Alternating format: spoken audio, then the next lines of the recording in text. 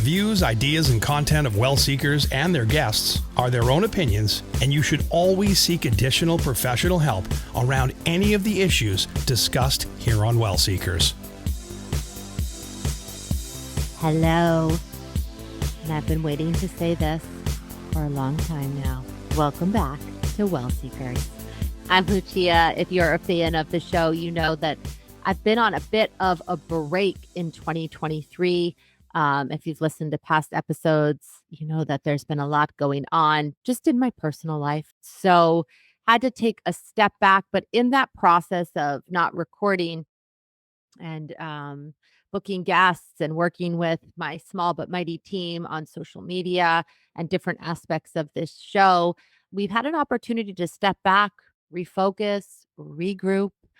We're decided to finish out 2023 with a 4-part series here at WellSeekers. But when we come back in 2024, we have been going through a complete rebrand. There's going to be video as well as audio. So we will not be audio only, and a bunch of other exciting announcements. So definitely make sure, if you have not subscribed, to subscribe to our feed. And we will absolutely be back regularly in 2024 with a lot of new surprises, a lot of different things happening. So I can't wait to share them all with you in the next couple months.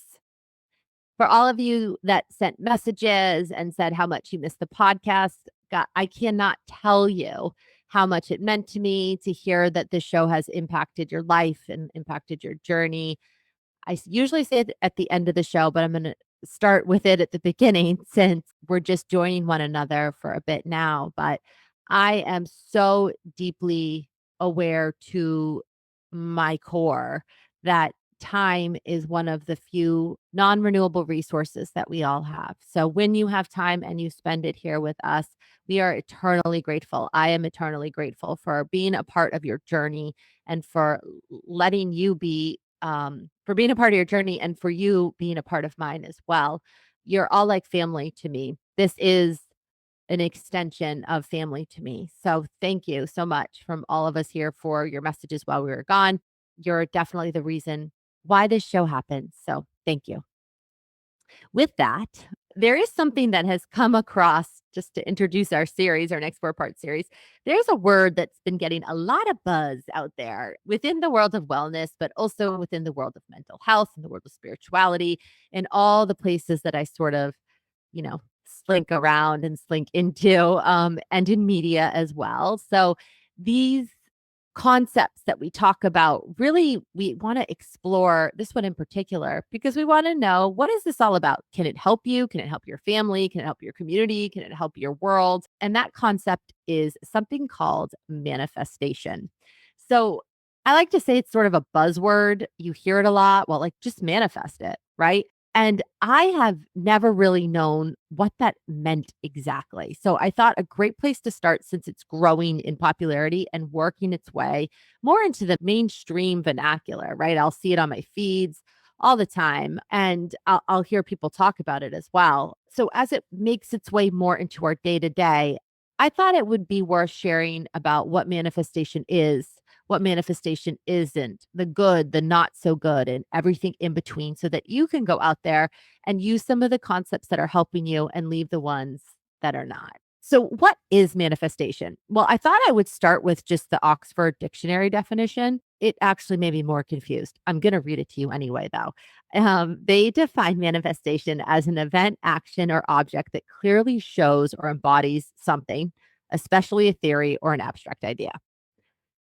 Pretty much that means nothing to me. And I'd like to consider myself, because I do research. I oversee people's research projects, and I don't know what that means. So Oxford probably needs to work on that definition a little bit, or it just leads us to our conversation, which is manifestation is up to interpretation. And that's sort of what I think, even though we're on this journey together, and this is going to be released as a 4-part series.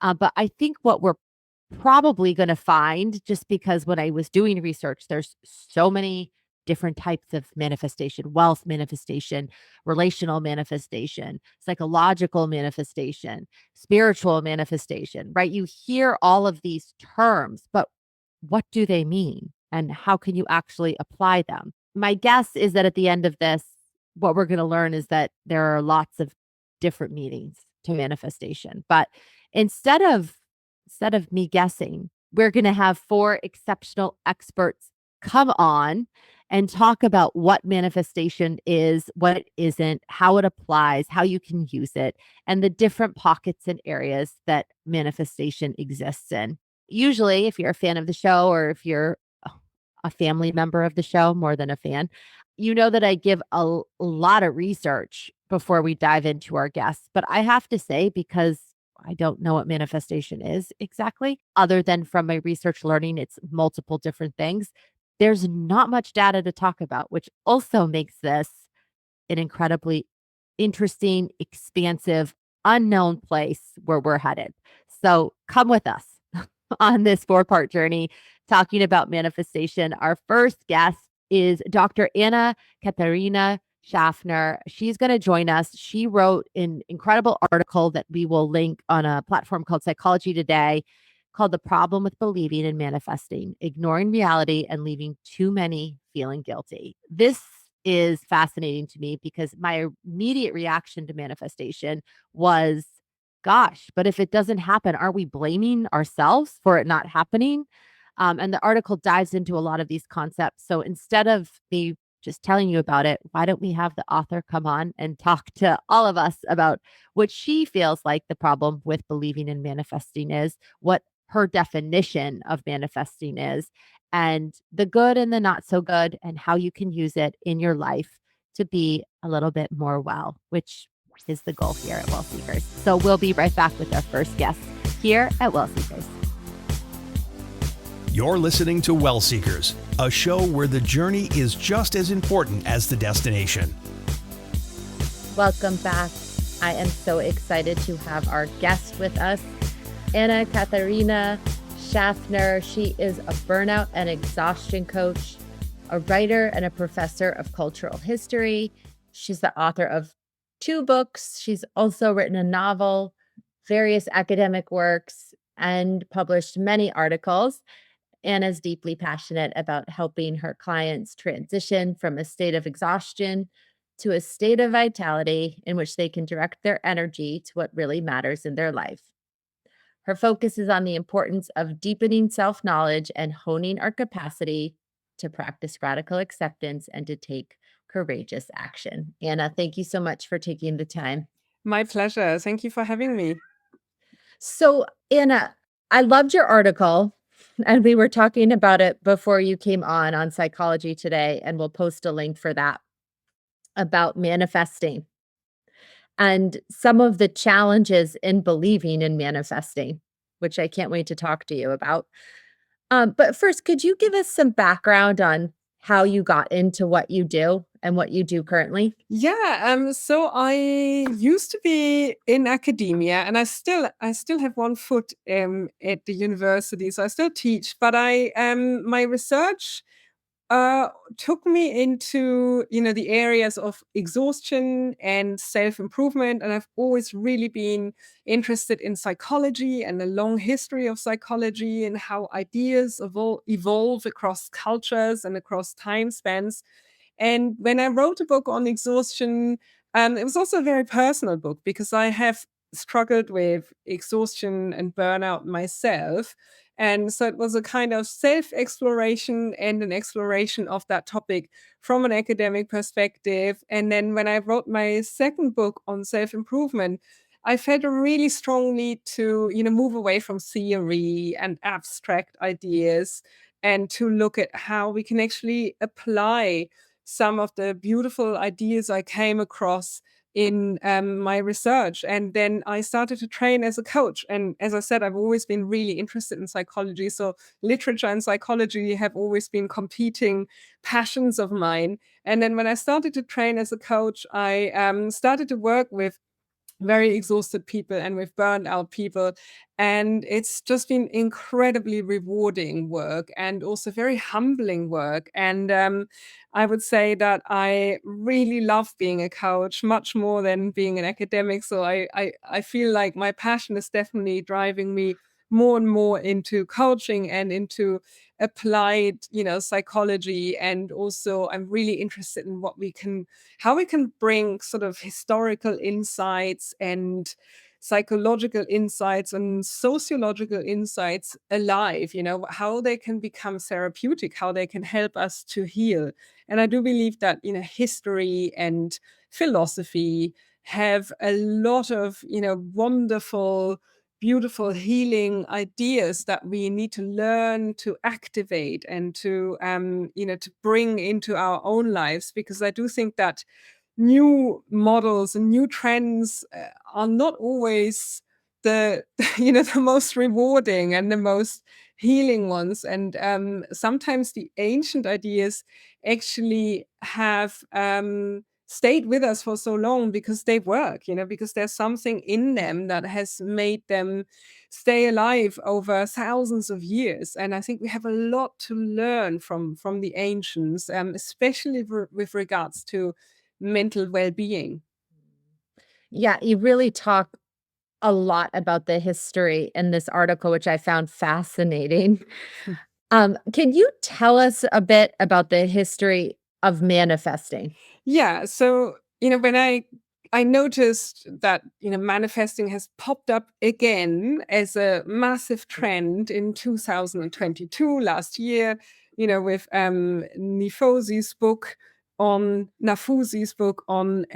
Manifest 7 Steps to Living Your Best Life, that became an instant bestseller. And then I thought about these other moments in history when manifesting or manifesting based self-help was really popular. And then of course there was Rhonda Byrne's The Secret, which came out in 2006. But even that book hooks into a much older history of kind of mind over matter doctrines, of people who claim that our thoughts are magnetic, that they're omnipotent, and that they really have the power not just to determine our feelings, but to shape the external world. So Napoleon Hill's Think and Grow Rich from 1937 is another example. But even he hooks into an older history.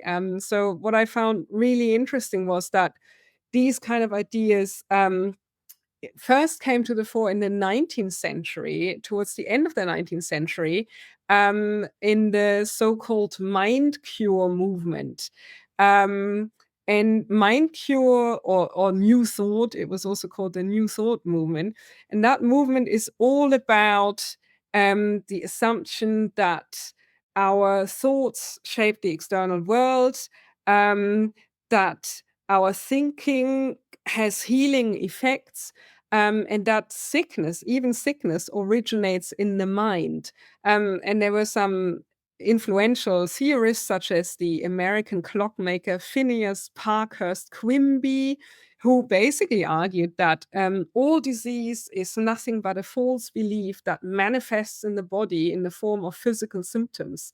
And that idea of, all illness being in our minds was also explored by Mary Baker Eddy, who created the Church of Christ Scientist sect. It's a Christian sect. And they also really pushed the idea that sickness can be cured by prayer alone. And the Church of Christ Scientists are famous, or I should say infamous, for rejecting medicine and any medical interventions, because they believe that illness is just wrong thinking. So they don't allow their members to take any medication. And of course, that approach to healthcare is hugely dangerous and has actually led to the deaths of numerous sect members and their children. But these ideas, they really hook into even older ideas about, the nature of reality being spiritual, and the idea that our reality, our material reality, is a kind of illusion. And we find that idea in many Eastern religions, and we also find it in various mystic doctrines. Just that concept. Can you expand a little bit about that? The illusion? I think most of these ideas are kind of forms of magical thinking, in the sense that they assign to our minds power over the environment, power over the material world. And the idea is that our thoughts can attract certain ideas, they send a certain frequency into the universe. And, quite a lot of people who believe in manifesting also cite quantum physics as proof for what they believe in. And the idea really is that the material world is kind of an illusion or something that we can influence by, emitting just the right frequency of thought, just the right kind of energies into space. So when you're talking about this concept of mind cure, tell us a bit about how that comes into manifesting as we see it today. Yeah, I think that's a great question. I think, manifesting is also rooted in the idea that our thoughts are omnipotent and that if we can only control our thoughts and if we can ensure that our thoughts are positive at all times, um, we have almost infinite powers to influence the material world. So the Mind Cure movement and the Church of Christ Scientist sect, they believe that if we think the right thoughts, we can heal our bodies. But manifesting is obviously taking that into a slightly different direction, in that manifestors believe if we think the right thoughts, we can attract good events, good people, good karma, good stuff happening to us, and also quite a lot of, materialist objects or items into our lives. But I think underlying these ideas really is the notion that our minds have power over the material world. Mm. So when you see this history of mind care and how it plays out today in some of the concepts that you mentioned, and of course in manifesting as well, where do you see the danger Yeah. coming in? Because there's so many different routes I see as you're talking. Yeah. So I'm normally very kind of whatever works, right? Whatever makes people happy, whatever soothes people, whatever gives them hope, whatever, makes them feel better. But I think with manifesting really worries me at a number of levels. So first of all, this kind of idea of the law of attraction, that you attract everything that happens to you, right? That's an underlying principle of manifesting. We attract what happens to us. And if good things happen to you, that's amazing, and it's nice to think that you made that happen, that you deserve that because you were in control of your thoughts and you actually, you exercised mind control, and that's why the good stuff happened to you. So it's comforting if good stuff is happening. But that idea has to also apply to bad stuff happening, and that's where I think manifesting is actually really, really cruel as an ideology, because it's essentially victim blaming. It suggests that if we think negative thoughts, we attract bad stuff, we attract bad karma, we attract accidents, we attract assault, we might even attract rape, we might attract all sorts of misfortune. And the underlying assumption is that it's kind of our fault because we failed to think positive thoughts. And that's a doctrine that I find hugely problematic. And also, if you look at the world as a whole, if you look at the kind of more global situation, like you could say people suffering horrendous poverty in the global south all kind of attract their abject poverty, and that's so obviously problematic to even go there.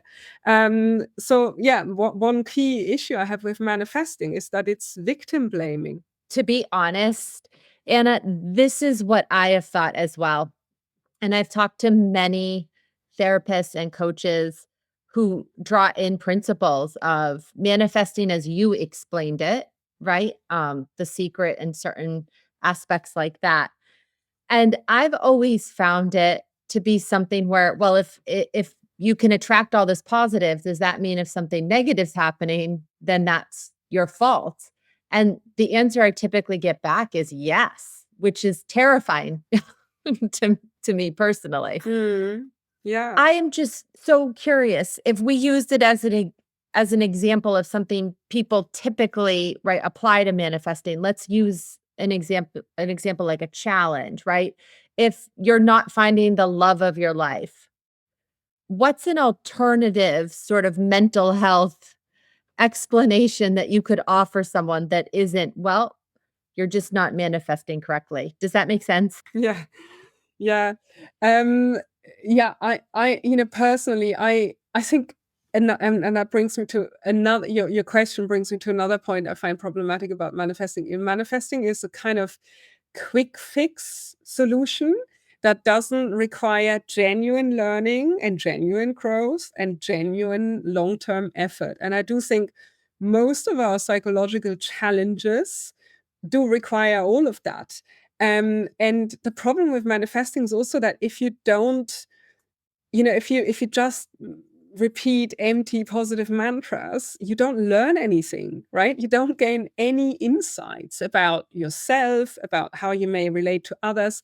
There's just no growth. There's no learning opportunity. And I do think, the example you just brought, Lucia, is a good one. If you struggle to find the love of your life, I think what we need to explore is our patterns, our behaviors, how our childhood history has shaped us, how it might still influence us in the present.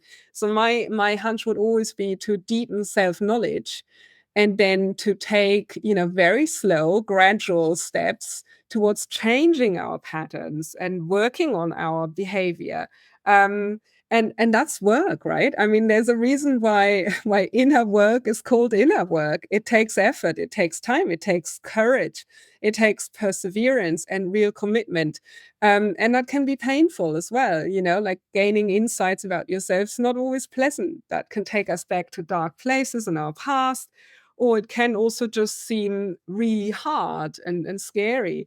But I do think it's really the only way in which we can grow and in which we can address our personal challenges. No, absolutely. Are there any examples that you have of people who have been harmed by manifesting that you've seen as clients? Because I can think of some, not professional, but I can think of personal stories.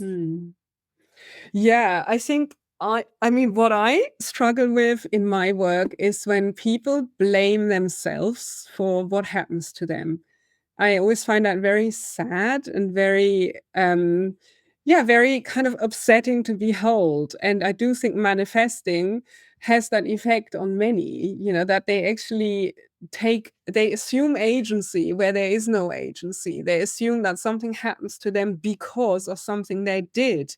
Um, and even when it comes to burnout and struggling in the workplace, a lot of people think, oh, I wasn't resilient enough. I wasn't strong enough. I was too weak and I didn't stand up to that boss.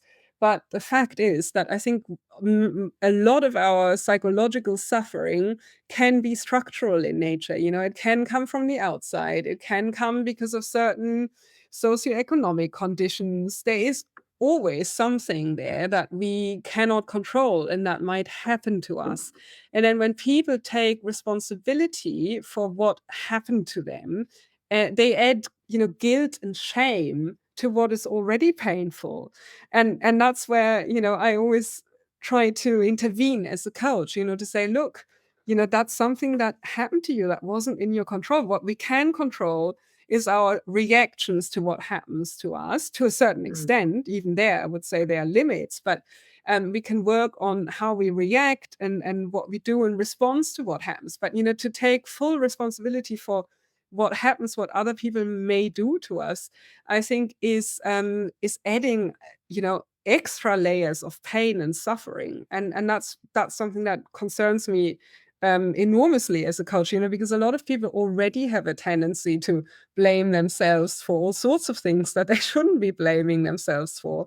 And again, I've just seen it used for what you just described, where there's a systems issue potentially causing distress, and then the person takes it on as something they didn't will into happening, if that makes sense.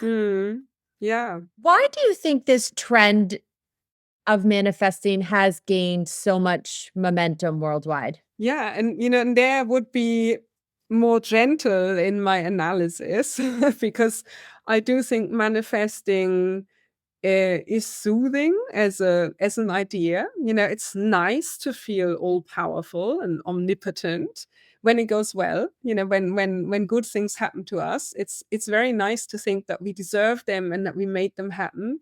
Um, and I would also say that manifesting really just allows us to daydream. It's quite escapist. We can kind of think, oh, I'm gonna manifest this, 1 million check $1 million check. And a lot of, I think a lot of manifesting also, my impression is, revolves around very materialist desires. So I think a lot of people find it pleasant to dream about that and think that that can really happen and that they can make it happen. So I would say there's something escapist about manifesting. And it's also like it allows us to imagine a better life, in which all goes well, in which we are successful, rich, desirable, beautiful, always socially at ease. There's something soothing about that. And I understand that. Um, and I do think, when you look at the history of manifesting books become bestsellers in times of social crisis. So, Napoleon Hill's book came out during the Great Depression in 1937, when a lot of Americans were, really struggling economically. And so the idea that you could think yourself rich was obviously super attractive. And then Rhonda Byrne's The Secret came out just before the financial crisis. And Nafusi's book came out last year, which is obviously also, we've had difficult time. We are living in difficult times. We were just coming out of COVID, there was growing economic uncertainty, cost of living crisis, and of course the Ukraine war started. So I do think that in times of social uncertainty and, when economically and socially things go badly, then I think manifesting has a particularly strong appeal. When, the zeitgeist is quite pessimistic in spirit, we're drawn to the overly optimistic self-help literature. That's a kind of pattern I noticed in the history of self-improvement, that there's always a tendency to go for, books that overemphasize our agency to create change when we feel that we have very little agency in reality. For those that don't know what agency means, can you just explain that a bit more, Anna, of what it means? Yeah, so agency is when you think you can make things happen. When you think stuff is in your control. And you think you are the agent who can make change happen. You can actually bring about positive change in your life, and you can also influence the material world, other people. You can actually control your environment. It's about control and what you can control. But I think I'm much more on the side of the Stoics, the Stoic philosophers, who argue that very little in the external world is under our control. What we can control is our inner world and our responses to external events, and we can control our judgments and our reactions. But we can't really control other people. We can't really control, what happens to us when we encounter others. So what we control is reaction and response and not the outcome. Yeah, and we can control effort, I think. I do believe that we can control attention and effort. If we want to really achieve something, we can put our attention there, and we can put hours in, we can put practice in, we can put real work into that area. That's something we can control. But we can't ultimately control the outcome of our effort. No, absolutely. And I would even say effort is a reaction. Yeah. So putting effort and time into something that's important, but then there is an aspect of having to let go of the outcome. Yeah. Yeah. And not blaming yourself if it doesn't come to fruition. Yeah. Are there any aspects of manifesting that you feel like are useful? Yeah. I've been overly negative so far. And I would say that generally speaking, and psychological research has provided a lot of evidence for that. Generally speaking, optimistic thinking is better for us than pessimistic thinking. And that a positive mindset, a growth mindset, an attitude that is more like can-do problem solving will result in better outcomes in life. And I do think that's true, but I think manifesting goes well beyond optimism or like a kind of let's try and fail and try again kind of mindset. But it is definitely the case that optimistic thinking helps. We need to have some kind of trust in the fact that our future could be better than our present, that what we do matters, and that our efforts will matter. So, optimism is a positive quality to have. But I wouldn't I wouldn't go as far as endorsing sort of blind optimism. Optimism needs to be based in reality, and we also need to be able to learn from failure. That's why I think just pure positive thinking isn't helpful, because we also need to look at what didn't go well and learn from that. And we also need to be able to cope with so-called negative feelings such as sadness and shame and fear. They're part of the human spectrum of emotions. And I do think it's very wrong to just seek to repress them. They may be painful, they may be not very pleasant to experience. But if we want to experience good feelings, we also have to be able to cope with the less pleasant ones and to stay with them and to develop a certain resilience. Because it also, that's where my exhaustion coach side comes in. It's also really exhausting to repress the negative all the time, and to artificially think positive thoughts. That's not natural, that's not what we're attuned to do. And it costs energy. If we constantly try and repress the negative, that costs us a lot of energy. And the negative will kind of bubble up and burst out, because what we resist persists. I think repression is never a good strategy. I also think it's not the goal, right? I mean, if we look at it from the lens of mental and emotional flexibility, which should be the goal, right? Of being able to handle any emotion or situation, whatever that is. I think that there is a toxic element to it when you're saying there's something wrong if you're feeling an emotion that's often coded as negative. Does that make sense? Yeah, absolutely agree with you, Lucia. I think psychological flexibility, as you say, is completely what we should be aiming for. And, and we should train that like we would train a muscle, like we would train underdeveloped muscles in the gym. We should just kind of get better at staying with feelings we may not like very well, like sadness. Sadness has a function. If we want to feel joy and exuberance, we also need to be able to feel the opposite, because otherwise it's just not real. And yeah, absolutely. Psychological flexibility should be the aim. I have this movement within myself. This hasn't gone very far. But I even think labeling emotions as good and bad, right? It's an emotion that's an indicator of something. Absolutely. Fully agree with you.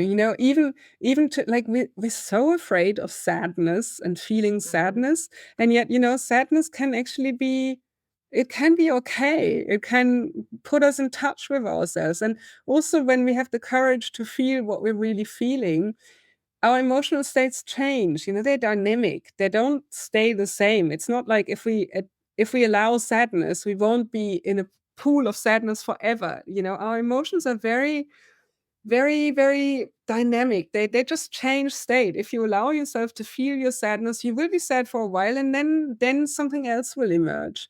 And yeah, and even labeling emotions as negative emotions. I mean, I think really the more problematic ones are shame and guilt, and they're more cognitive. I would say guilt is more like a thought process, and it's when we take responsibility for stuff that we shouldn't be taking responsibility for example. No, absolutely. And I just had 2 more questions if you had time. Could you just explain how you see mindset versus manifesting? Because I do think sometimes there's this wide range of what manifesting means now. And I think it's become a buzzword when sometimes people are talking about mindset more. Does that make sense? Yeah. Yeah, completely. I think that's a good question. And it's important to differentiate between the two because, mindset, the most famous theory of mindset is probably, the idea of the growth mindset. And that is based on the idea of learning from failure, becoming resilient and becoming able to look at areas in our lives where we may not have succeeded and to get some lessons out of that and to try again. And mindset is also, a kind of growth mindset would also be about believing that we can grow, we can develop skills, we can actually learn and get better every day. And I think that's something that I would fully endorse. A growth mindset is incredibly important. And the opposite of a growth mindset is a fixed mindset where we think, our skills and our capacities are written in stone. They're fixed. We can never change or enhance them. And our futures will not ever be better than what we have now. And that's obviously kind of, that would make people feel helpless and pessimistic, and they probably wouldn't take action on trying to change their lives. I do think mindset is very different from manifesting. Mindset is a kind of readiness to learn and to see life as a process, as a learning process. Yes, thank you for that. I feel like that was so important to clarify because I know that, especially on various social media, I think sometimes people are talking about mindset, but using the word manifesting. Yeah. Yeah. Yeah, that's the problem with trends, isn't it? They become such buzzwords and everyone kind of jumps on the bandwagon and it's, I think, very important sometimes to step back and say, okay, what does that term actually mean? And what are the implications of this? If you think it through, what am I subscribing to here? Mhm. No, absolutely. And just one last question. I'm curious if someone is thinking they're in a situation where maybe they were following the manifesting rules and things weren't going well, and they're looking for other directions and paths and methods. What are some of the methods that you would encourage them to explore a bit more? Hmm. Yeah, see, I believe in some of the older models, the ones that have been with us for centuries or even millennia. I do think we have a lot to learn from ancient philosophers and ancient wisdom practices. And a lot of modern self-help actually builds on older ideas, and it can be very helpful to go back to some of those older sources. So personally, I'm a big fan of Stoicism to an extent. I mean, Stoicism has its blind spots as well, and I do think Kaizen is a beautiful idea. I don't know if you've heard about Kaizen, but it's the art of incremental change. So it's the opposite of manifesting in lots of ways. Kaizen is a kind of Japanese philosophy of very small step progress, incremental, persistent progress. And it's about taking one step at a time and changing small things, and that will have a cumulative effort. And when we try and tackle small things, our system that wants to keep things as they are won't get too alarmed. And with Kaizen, every little improvement helps, and it's more. I think Kaizen allows us to see life more as a slow learning journey, and also to enjoy the process. I think process is something that is also missing in manifesting. Like, people are very focused on outcome, but there's also how we get to what we want, and that should be enjoyable and fun as well. So I would say, yeah, look up Kaizen, the idea of Kaizen. That's a really, really, there's some really good books on Kaizen. It's the art of incremental change. Thank you so much, Anna. Anna Katharina Schaffner, thank you so much for taking the time to speak with us. We're going to have all her links, ways to get in touch with her, and of course, that article from Psychology Today. Thank you so much, Anna, for your time. It was a pleasure. Thank you. We'll be right back. Today's lifestyle demands the best in wireless, and with Pulse Cellular, you have the best options available. Switch to Pulse Cellular for unlimited talk, text, and high-speed data, coast to coast with no contracts, no credit checks, and no overage fees. One line for $65 or 4 lines for just $45 each, including hotspot, Wi-Fi calling, and 50 gigs per line. And for all you travelers, we got you covered in Canada and Mexico. Plus, text and data in over 210 countries worldwide, all with the best phones or bring your own. That's pretty awesome. Get the best user experience on mobile at pulsecellular.com. Thanks for being part of the Seekerhood. We couldn't do this without you. Now, back to the show. Thank you so much to our guests, and welcome back to WellSeekers. Wow, what an incredible starting place. As I said, I think, and we started to touch upon it a bit, I think there's going to be a lot of different definitions to manifesting. But if we're looking at it from a treatment perspective, a psychological perspective, what she shared was exceptionally powerful. And I can see where there are pockets of challenges if you're using a very specific definition of manifesting in a very specific way as a psychological approach, as a treatment approach, right? Now, as we said in the intro, there are lots of different approaches to manifesting. That is what I've learned in my research. And so the next 3 episodes are going to talk about some of those different approaches, a more spiritual approach, a more human design approach. These approaches, I think you're going to find could be incredibly useful, and not in the way that we were just talking about. I think I said this at the beginning as well, but what I'm learning is that manifestation is a broad word. It's not even defined by the Oxford Dictionary. They don't even know what it is, right? So if Oxford doesn't know what manifestation is, then we've got to do this journey. We've got to talk to our guests and figure out what concept of manifestation works for you, works for the people you love, and how you can use it to make yourself and the ones you love better. Before we let you go, just to let you know, we're going to release all of these all at once, even though if you've only seen one promoed, they're all going to be here. Anna Katharina Schaffner's article is going to be linked. All our info will be linked. And of course, if you haven't subscribed, make sure to subscribe to our feed so you can be an official part of our family, and follow us on Insta at WellSeekers. You can follow me at Lucia Naz. And we are going to be heading into the land of TikTok in 2024. So a bold move here, but we're doing it. So just make sure to check us out and follow us to become part of our family. If you just want to listen, you're still welcome to the family. You're still part of us. So from everyone here at WellSeekers, we know you have lots of choices. So thank you for spending this time with us, for being a part of our lives, a part of our journey, and a part of our family. It truly means the world. We'll see you next time on WellSeekers. How would you like to join the conversation? Email us anytime at hello@wellseekers.com.